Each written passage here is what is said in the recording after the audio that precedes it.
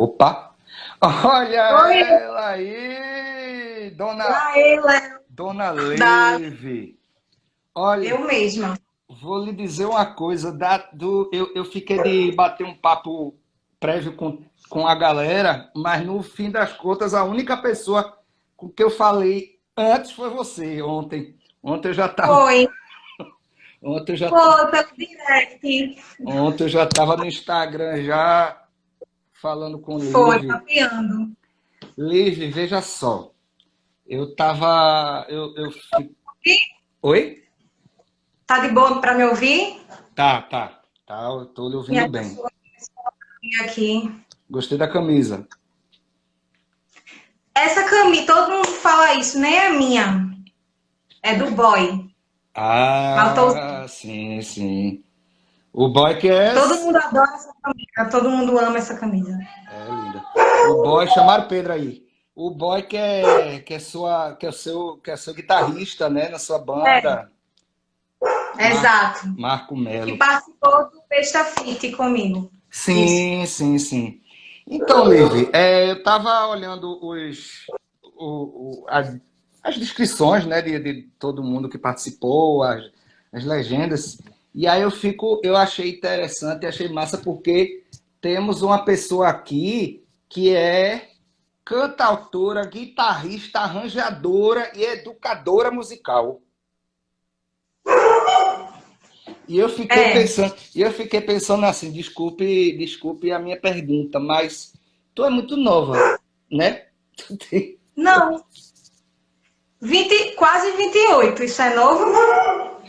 Tá com 27, então mulher, sai logo da cidade para você continuar entre nós aqui, porque a cidade 27 Eu tô vendo, eu tô sentindo. é perigosa. Ó, Principalmente no inferno astral, porque meu aniversário é agora, no início de outubro. Eu tô... Ai, que inferno astral é esse, bicho? é Libra, é? Hum? É Libra? É, eu sou libriana. Libriana. Eu tô passando por esse inferno astral. Tu tá ouvindo o cachorro? Tá incomodando Eu muito? tô ouvindo o cachorro, eu ouvi alguém chamar Pedro, não sei quem é Pedro, chamaram Meu, Pedro, é e o, a vizinha e o foda cachorro aqui. respondeu. Chamaram Pedro e o cachorro começou a latir. Foi. Não, mas tá de boa, dá É, pra conversar. bora sim, bora. Então, me diz uma coisa, 20, 27, quase 28. Quase vinte e Por que oito. que, no caso, a educação musical, você é professora de música, né? Professora de É, música. A educação isso. musical, tu começou a exercer antes do que cantar em banda ou não? Não, foi um pouquinho depois. Eu iniciei assim, a primeira vez que eu subi num palco foi para tocar em banda cover, né? Eu fazia cover daquela banda Evanescence, Uhum. que tem Eminem e tal.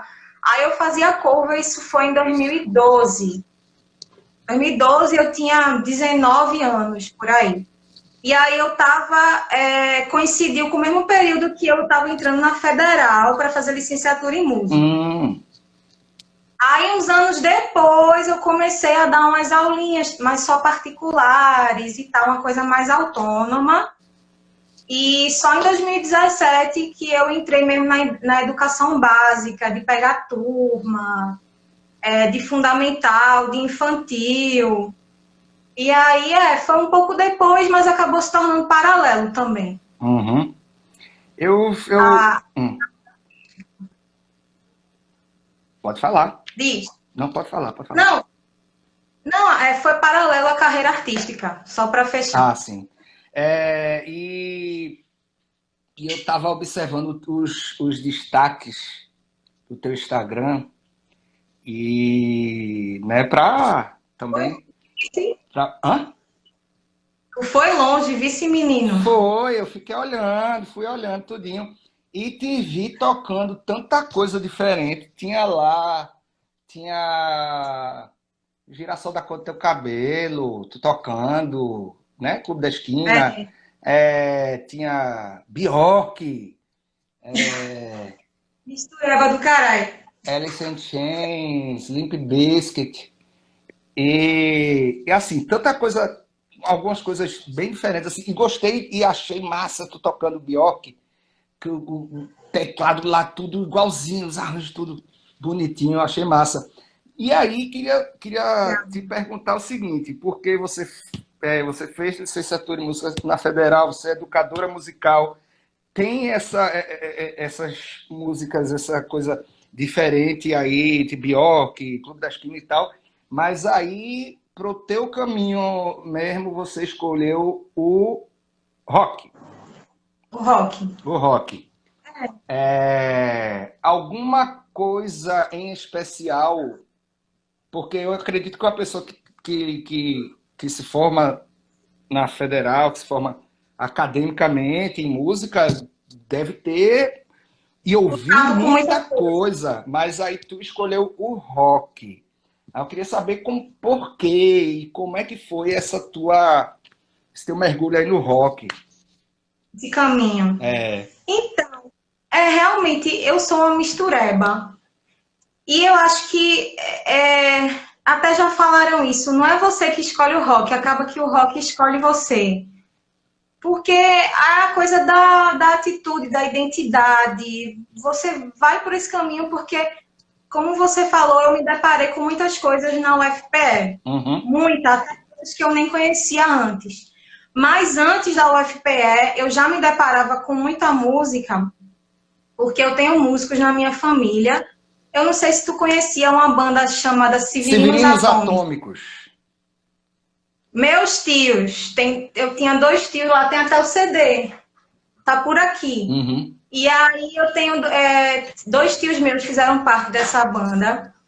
E minha família, essa minha família de parte de pai, que são dois tios de parte de pai, ela é muito musical até hoje. A gente nunca mais fez confra por conta das circunstâncias, mas quando a gente se vê, quando tem confra, principalmente antigamente, era coisa de ter roda de violão sempre. E aí esse meu tio, que era batera da Severinos, ele assumia o violão, porque ele também tocava violão e toca um monte de coisa. Ele assumia o violão e era aquela hora da festa que todo mundo ficava ao redor dele ali para tocar e cantar um monte de coisa com ele. E eu sempre tive essa coisa de muita música na minha vida desde pequena. E não só nessas festas, porque na minha casa, meu pai e minha mãe tinham essa cultura de ouvir disco, Uhum. de comprar.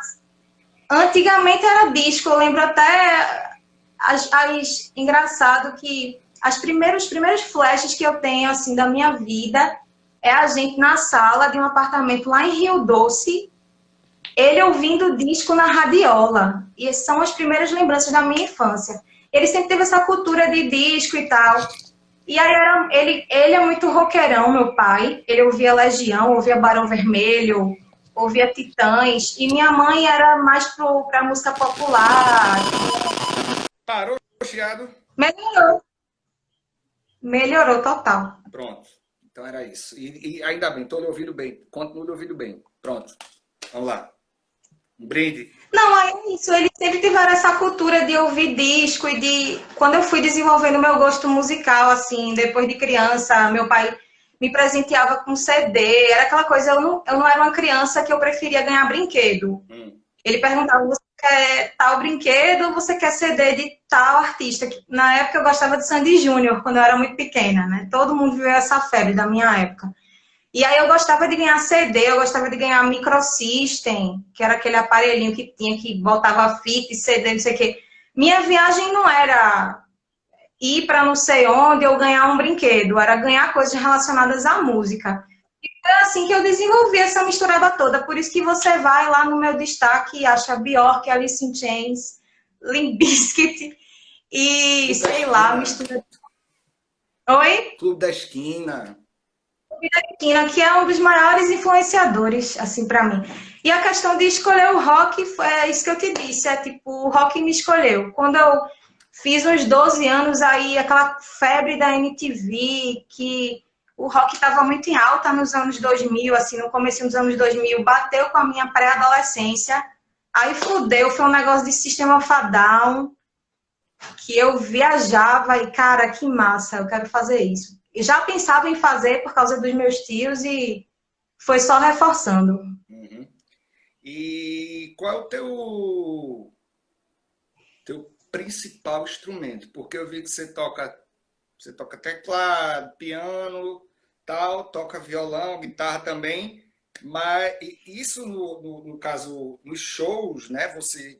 Seu projeto, você solo, é guitarra. Mas eu também te vi tocando teclado e muito bem. Aí eu queria saber, qual é o teu instrumento assim, o que tu Voz, meu principal é instrumento é voz? voz. Eu sou cantora. Sou cantora. Eu costumo falar que guitarra e teclado estão ali me acompanhando, mas meu principal instrumento é voz. Até me senti meio perdida assim no curso de música, porque eu não sabia muito bem ainda que eu não tinha nenhuma música autoral gravada. Eu já compunha essas músicas, mas elas ainda não estavam distribuídas e tal, gravadas em estúdio. E eu sentia até uma confusão assim, eu sou o quê?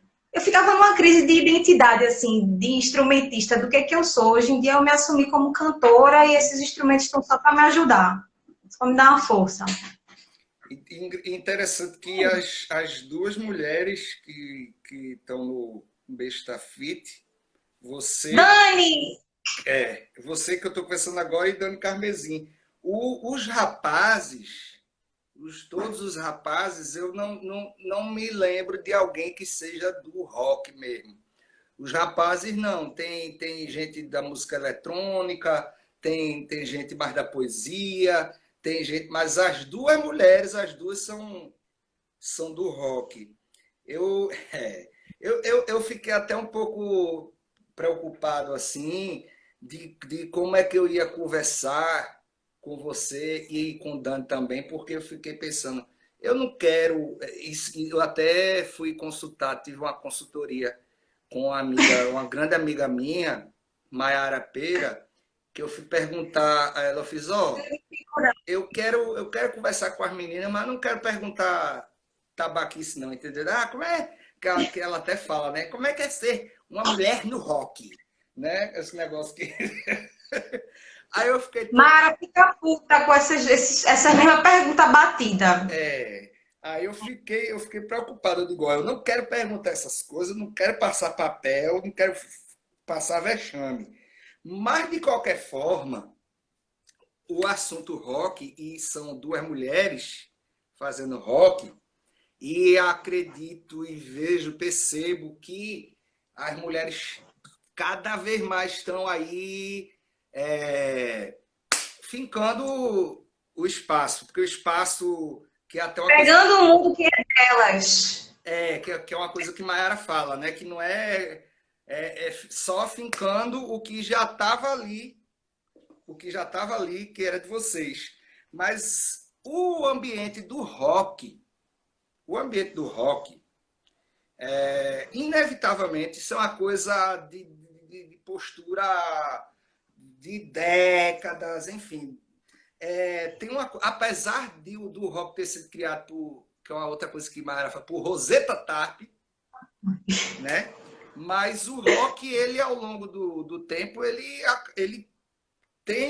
assumiu uma carga, tem a coisa da atitude, mas assumiu uma carga muito de testosterona, né? Você, né? E masculina e branca também.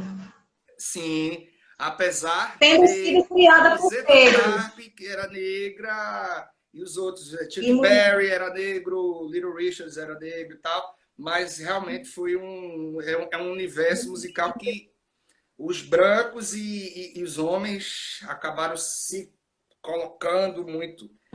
E aí eu queria saber, até por uma questão de curiosidade mesmo, porque eu vejo aqui, você tem Dani, tem Maiara, mas eu queria saber de você que está no meio, como é que tá essa movimentação do rock para as mulheres. Você observa que tem outras meninas que estão fazendo seus trampos, ou estão chegando, ou têm vontade de fazer. Como é que você observa isso no cenário do rock, pelo menos aqui de Recife, pelo menos?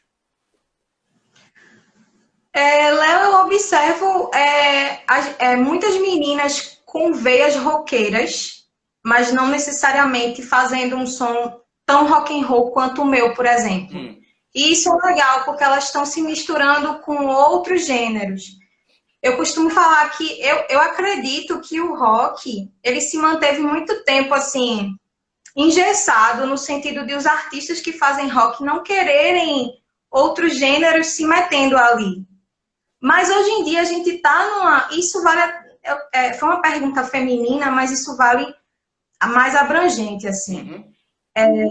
Ele se manteve ali engessado. Hoje em dia, gente, é tão difícil classificar, botar aquela coisa numa caixinha no gênero tal, fazer a classificação de gênero, de estilo. Hoje em dia, tudo é tudo. Hoje em dia, você pega uma música de rock e você, de repente, entra um MC e só faz, tipo, engrandecer aquela música. Ou então tem um corre regional no meio.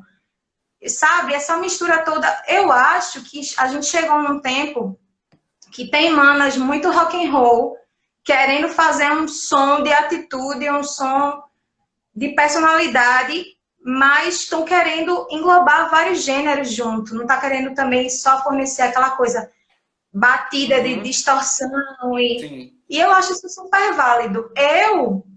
Realmente, eu tenho um som muito mais rock and roll. Você ouve aquilo ali, isso é rock nacional, distorção e tal, a guitarra com isso e isso, os riffs, mas eu já tenho a questão de cantar com o meu sotaque. Sim. Então também já não é tão acessível para, por exemplo, um roqueiro sulista que vai ouvir.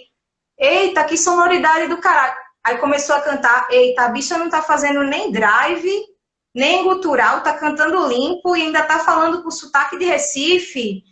Então, de repente, eu acho que as manas que estão chegando agora estão vindo com muita força e estamos num momento que não tem mais isso de gênero tão claramente. Tudo é tudo. A gente está como se fosse numa interdisciplinaridade da música. Interdisciplinaridade. Não sei se eu falei certo, porque já foram muitos copos. Mas eu acho que... Um brinde! Eu acho que estamos nesse momento. Um brinde. Acho que estamos nesse momento e temos que aproveitar esse momento. Isso. Eu vou te perguntar duas coisinhas assim bem rápidas, porque estamos no nosso tempo. Mas eu queria primeiro, assim, eu já vi na legenda aqui do Besta Fit que tu fez, que eu ia perguntar o que é que tem de trabalho que você está fazendo, ou se tinha alguma coisa que estava engatilhada e acabou não rolando por conta da pandemia. Vi aqui que você está na pré-produção do seu álbum. Primeiro CD. Disco cheio, como chama, disco cheio. Você tem 3 EPs, né? Cada um no ano, 2017, Sou Objetivo, 2018, Maluca e Robô, e 2019, Mantra. A gente chegou na pandemia, esse ano não vai ter. Esse ano, 2020, não vai ter. Não. Mas 2021 espera a gente. Primeiro eu queria dizer, antes que acabe meu tempo, o senhorito é um baita de um entrevistador, viu? Menina. Porque não é todo mundo que chega com informação assim, papum da pessoa. Gostei. Obrigado. Mas então, tentei fazer o dever de casa, né, direitinho. Então, mas é assim, para não atrasar também a próxima atração. Então, é isso mesmo que você falou. Eu fui muito agoniada, eu queria movimentar, eu cheguei assim, acredito que eu cheguei um pouco imatura, assim. Não, quero lançar, quero movimentar, eu quero fazer as pessoas conhecerem o meu tipo de som e tal. E aí saí lançando EPs, porque tem um menor tempo de produção e um menor custo do que você ficar muitos meses e talvez até mais de um ano num CD, numa produção de um CD. E assim também, como o recurso é pouco, eu optei por EPs. Mas aquela coisa, eu me vi no fim do ano passado sem esse respiro artístico e sem estar maturando as coisas que eu estava lançando. Poxa, eu não estou maturando, eu não estou, sabe, trabalhando aquele EP ali, as músicas, o conceito dele.